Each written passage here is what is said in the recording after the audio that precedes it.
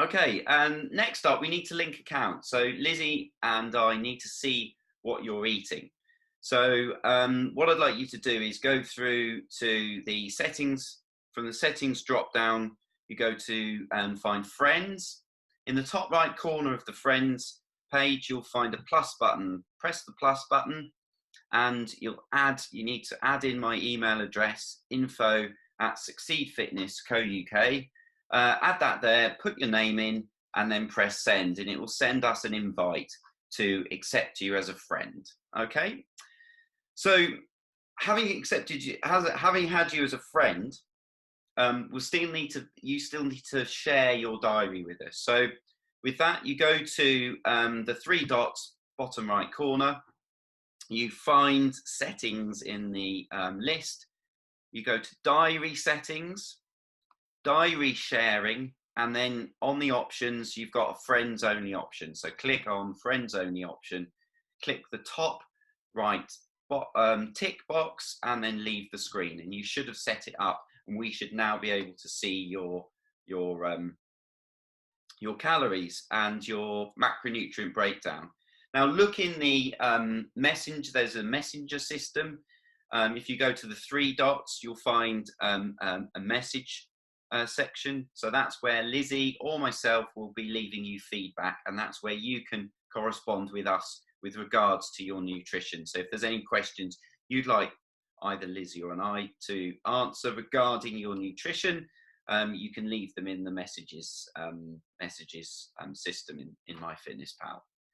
Cool. Okay, so let's move on, if I can. Okay, so this is if you click on the diary button here, this is what you'll see on your diary. So this is very much like how it will appear before you want to be tracking foods. Now, so to add a food, we're going to just, if you want to start tracking, you've got your you should have your calorie goal up here. And here you'll find that you can press add food and it will come through and you can add what you need to add. So if we look at, if we click on that add food, we come through to this bit here. Now, having not entered anything before, you'll find that this history will be completely clear. It's done in most recent order. So as over time you start to add foods or you start to search for foods in here, they'll be added to your history, so they're much faster, much easier to find next time. So say you want to simply type in the food that you are eating. So for instance, you could type in oats or you could type in anything in there and it will come up with a big search list. So this is where you need to make sure you find the right one that's applicable to the food you had. There's also a barcode scanner on the right here. Now the barcode scanner is very useful because you can click on that and it will access your camera on your phone, hold your phone across the barcode and it will scan it, pick it up and immediately enter the food that you've had onto, or it'll pick it up in the search bar here. So you can simply then click on it very easily. So that's a really good tool to use. You can also add recipes. So if you wanted to make say for instance, you had a breakfast smoothie, you can add different ingredients together to make a recipe and then simply go to recipes and click your recipe to make it very quick and simple to add, say for instance, a breakfast smoothie a homemade smoothie that you've made. So you might have selected oats. So say you had oats for breakfast, you found the right applicable food. This is what you come through to, this bit here. Now, you'll see that there's a serving size and a number of servings. And it's important that you get these two right because that's gonna give you the accuracy in your calories, your carbohydrates, your fats, and your proteins that you're adding to the mix. So if you click on servings here, it will show you a sliding. You can either go fraction or decimal, and you can move these according to the number of servings you had. Most importantly, the serving size. So it's either done in volume. So for instance, cups, make sure when you're thinking about a cup, it's an actual proper measuring cup, not just a mug or something. So it's an actual volume cup volume. Tablespoons are another good volume to use, or it's done on weight. So you can do milliliters or grams, for instance, there might be, depending on what food you chose. So make sure you're choosing the right serving size here, okay, the one that you can measure most. And then you can go back to adding the right number of servings. So for instance, say you only had half a cup measure, you could select cup for the serving size and then half on here for the certain number of servings. Okay, so once you've done those, got the serving size and the number of servings right, you can click the tick and it will add it. It will add it to back here. It will add it to your breakfast list. So it will appear down here and you'll see that the total for the food that you've eaten today will start to increase.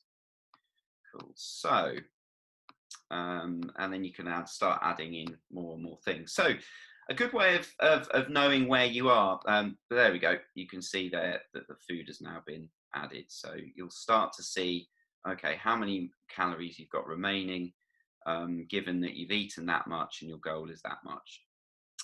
So down at the bottom, if you scroll down to the bottom on the diary page, you'll see a nutrition button.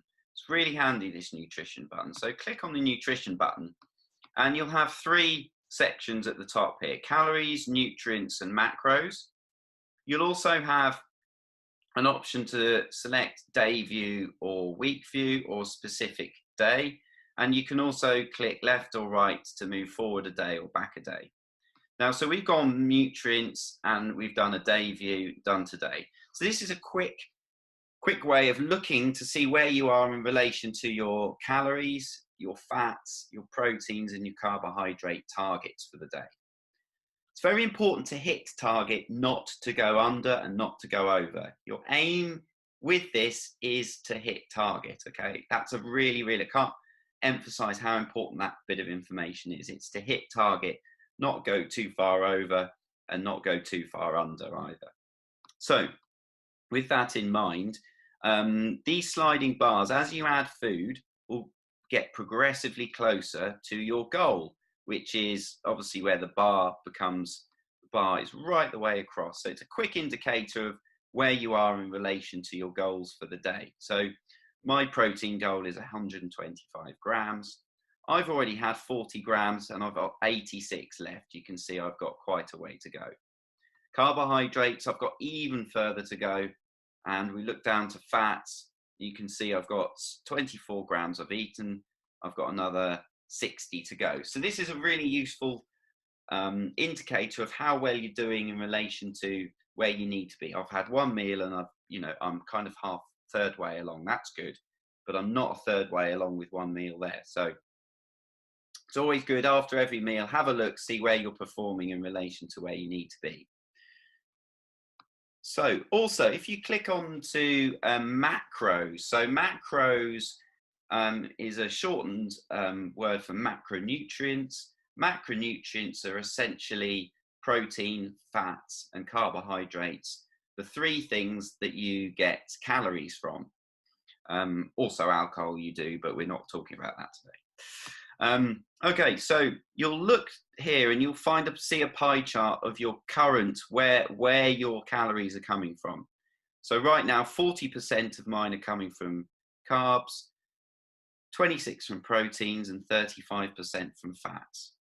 Now, my goal is for 50% carbs, 30% fat, and 20 protein. So you can see where I'm going under on my carbs.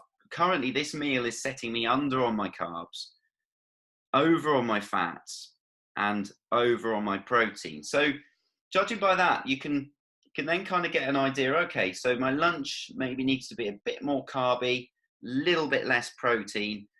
Don't forget, I still need protein and I still need fat because I've still got a long way to go to close my bars for the day.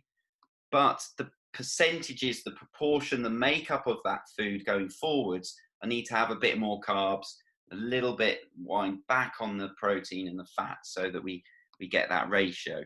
So it's always this is a good indicator of of finding out where you currently are, but also looking back. So you can look back on a day by clicking back and seeing, okay, how did I do? This was what I ate for one day. How did I do in relation to where I should have been? And then you can look back a few days maybe and find a really good day. Wow, okay, so on that day, I hit all my bars, I hit my calories for the day and my percentages, and then start to replicate that day going forwards. What did I do well that day? What didn't, what worked in order for me to get those targets. And then looking back over a week, so I've now set it to the week view, last 7 days, and I've gone for the calorie bar button. So with the calorie button over the week, I can start to see how many times have I hit my target of 2,500. I haven't entered everything in, so that's why mine are particularly low. But you can start to get an idea of am I averaging where I need to be over the week, because ultimately this is the important thing. Some days you might go over, and some days you need to go under to address the balance. If you've got an average, if your average over the week is what your target is, that's perfect. That's the ultimate goal, okay? So if, say, for instance, you're going out and you're having a nice meal out sometime and you know that you're going to be over on calories one day, then you can have a look at this and say, right, okay, my average is high right now for the last 7 days, as a rolling last 7 days. Therefore, I need to make sure the next couple of days a little bit under, so that I'm back on track with my average being right. Okay, so that's basically the gist of my Fitness Pal. It'll help you get set up. Any questions, to message or email me. But they're the general outlines, and they should put you in good stead. Okay, cheers, bye.